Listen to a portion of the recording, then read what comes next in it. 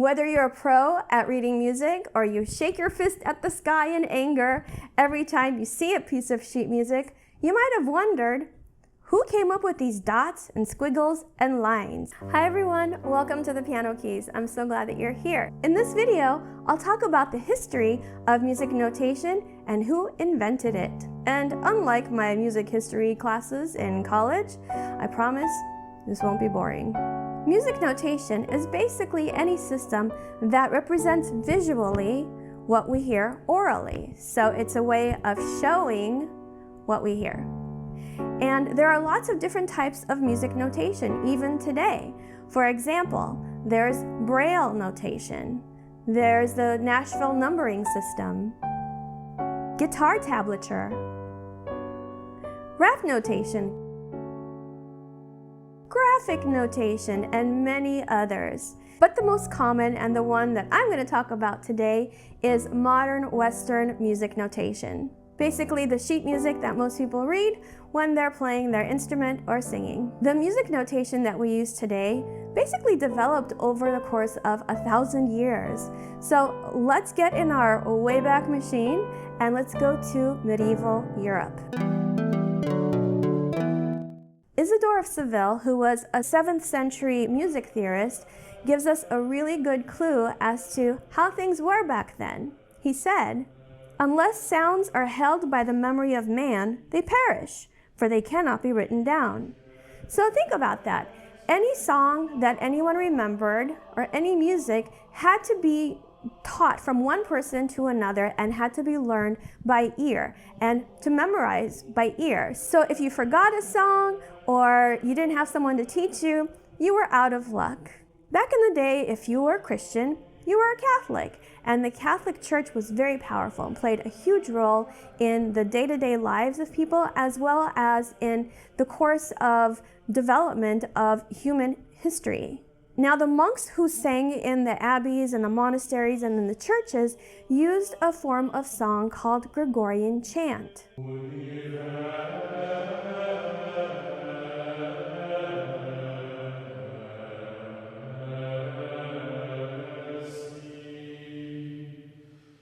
Because in the Middle Ages, people were pretty isolated from one another, the Catholic Church wanted to make sure that there was some kind of uniformity in the way that the Gregorian chants were performed between churches in different regions.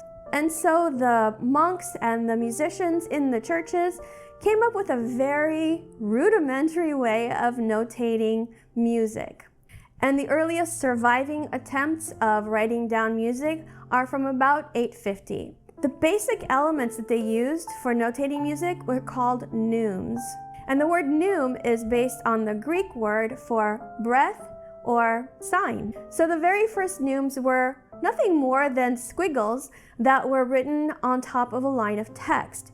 And they didn't tell you what notes to sing, what rhythms to sing, what note to start on even. So they were basically mnemonic devices for songs that were already learned by rote. A mnemonic device is a way of remembering information. For example, if you've learned to read the treble staff, chances are you were taught that the line notes can be remembered by saying every good boy does fine or every good burger deserves fries. And that's a way of remembering that the line notes are E, G, B, D, and F. Mnemonic device. So the monks used these squiggles as a mnemonic device for songs that they already knew. You can see that this is pretty limiting. If you don't already know the song, you're not going to learn it from looking at the neumes. So how did we go from these squiggles to what we see today? Well, we have a few people to thank for this development. Now in the 10th century, we have a pretty big change in the development of music notation. A guy named Guido, who was a Benedictine monk born around 991, noticed that the singers were having trouble remembering the chants that they were taught. So he first came up with a system to quickly and easily teach the singers the chants that they were supposed to know. And within a short amount of time, he became very famous throughout northern Italy. Back in Guido's day, that was a pretty big deal. So by about 1025, the other monks in the abbey were getting to be a little bit unhappy with Guido. They were resistant to change, and they were kind of jealous of his popularity. So Guido decided that he wasn't going to rock the boat, and he moved to another town called Arezzo. And that's why now we call him Guido d'Arezzo. Guido of Arezzo. Guido had the great idea of putting the neumes on lines, staff lines, what we would call them today. And he used between 1 and 4 lines. So our 5-line staff had not yet been invented. He also invented what would become what we call solfege. So what's solfege? Well, you've probably heard it in the song that goes like this. Do, a deer, a female deer, re, right? So do, re, mi, fa, sol, la, ti, do. But that's not how it started. When Guido invented what would later be called solfege, he took the first 6 lines of the hymn Ut queant laxis, which was a Latin hymn in honor of John the Baptist. And so the first 6 notes of a scale he called ut, re, mi, fa, sol, and la. So you might be saying, wait a minute, it's do-a-deer. It's not ut-a-deer, right? Okay, so here's what happened. In the 1600s, we have a new character that enters this story. His name is Giovanni Doni, and he is an Italian lawyer, a musicologist, classical scholar, and he occupied something called the Chair of Eloquence at the University of Florence. Now, Giovanni Doni wanted to change the first note, ut, to do. Why? Well, he thought that do is an easier sound to make than ut, and really, who can argue with that? And that do is short for dominus, which is the Latin word for Lord, who was the tonic and the root of the world. Tonic and root are also names we give to the first note in a scale. And it didn't hurt that do is also an abbreviation for his last name, Doni. Now that only leaves us with 6 notes, do, re, mi, fa, sol, la. And if you know a little bit about music, you know that there are 7 notes in the typical Western scale. The 7th note, C, was added in the 18th century, and it was taken from Sancte Johannes, which means Saint John. If you live in or learn to say solfege in an English-speaking country, you don't say C for the 7th note, you say T. And for that, we can thank one of the very few women that we find in history books, Sarah Glover. Sarah Glover lived in the 1800s, and she was an English music educator. And the reason that she changed the 7th note, C, to T is because she wanted every note name to begin with a different consonant sound. So in the English-speaking countries, we say do, re, mi, fa, sol, la, ti, do. Okay, now let's go back a little bit to Guido's time, and we know that he started putting neumes on lines, and the lines still didn't really refer to any specific notes, but rather the shapes of melodies. And the rhythms were not shown in the neumes. So at this time, they had basically 6 rhythmic figures that were used in Gregorian chant. And these rhythms were called rhythmic modes. And these rhythmic modes were based on the metrical foot of poetry. The most frequently used rhythmic mode was a combination of 2 rhythms, a long and a short. So, long, short, long, short, long. The second rhythmic mode was basically a reverse of the first, short, long, short, long. Then they got a little more fancy, starting with the third rhythmic mode, which was 3 sounds, which were long, short, short.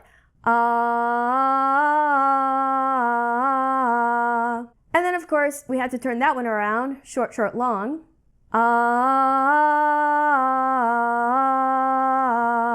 There was a long, long, which was given to the low voices of the singers.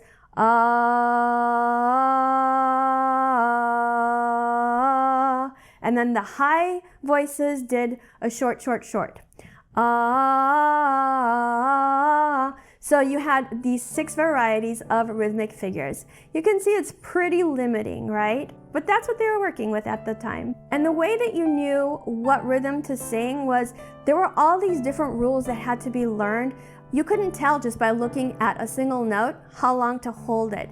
So the note rhythms were in relation to the other notes in that piece. Right around the mid-13th century, a German music theorist enters the scene, and his name was Franco of Cologne. And he was the first to come up with the great idea that the note itself should look like whatever the rhythm is. So you shouldn't have to figure it out from contextual clues. You should just look at a note and know how long to hold it. The next development in the story happened in France in the 1300s in the form of ars nova, which can be translated to new art or new style, new technique. And with ars nova, music notation developed further so that they could be more specific about rhythms and the notes. And this led to musicians being able to have greater expression and variety of ideas, both in their writing and in their performing, because now you could communicate more sophisticated ideas. In ars nova, we had signs that showed notes and rests, as well as groups of notes called ligatures. Ars nova used different note shapes to show the different rhythms of the notes. And I think this is really cool. Notes were also written in different colors to show different rhythmic ideas.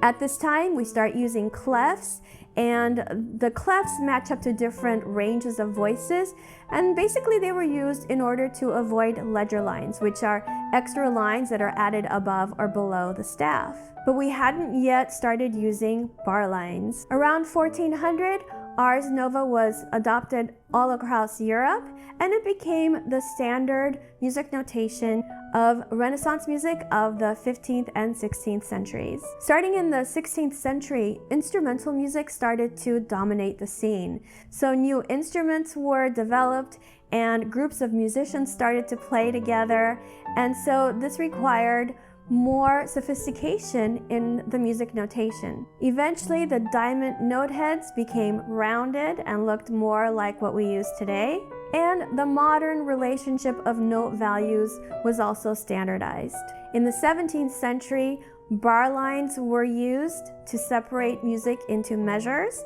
and in the 18th century, regularly spaced measures became the standard.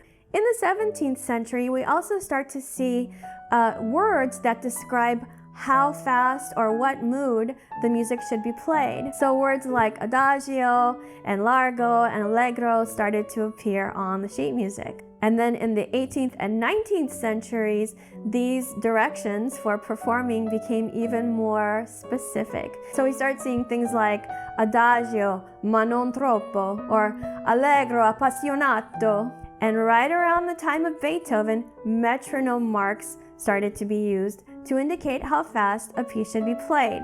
Now there's some discussion about whether or not Beethoven's metronome was like our metronome. I'll make another video about that if you're interested. Let me know in the comments. In the 18th century, we also start getting things like dynamic markings telling us where to play loud or soft, or where to get louder or softer. We also see phrase markings and articulations like staccatos and legatos. And today, music notation is used throughout the world for musicians to communicate with one another and to bring complex musical ideas to life. Are there musicians who play by ear? Yes, absolutely.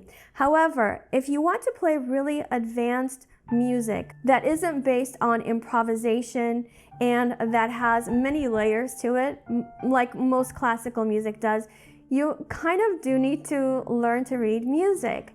If you think that reading music is hard or tricky, or you're just not that good at it, I'm going to challenge you on your idea.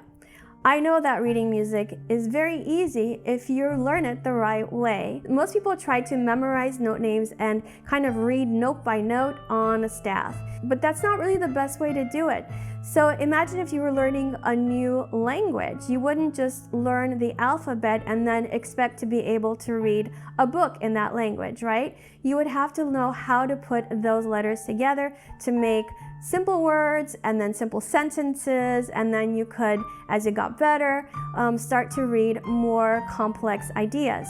It's exactly the same in music. So I do have a free course to get you started. It's called Instant Piano Mini Course. I'm linking to it in the description and in the comments. And you can also go here to my website and register from there. It's absolutely free. So who invented music notation? Well, clearly it wasn't just one person. You can think of it kind of like a relay race where each generation took what had been innovated by the previous generation and added to it and expanded it. And even today, there are innovations happening in music notation. So our generation may be a part of the evolution of music notation. Did you like this video? Click the thumbs up and subscribe. Join my Facebook group, Piano Practice Tips with the Piano Keys. Find me on Facebook, The Piano Keys.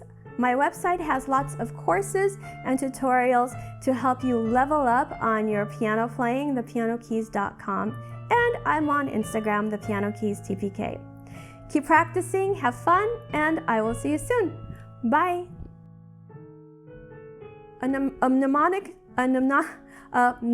device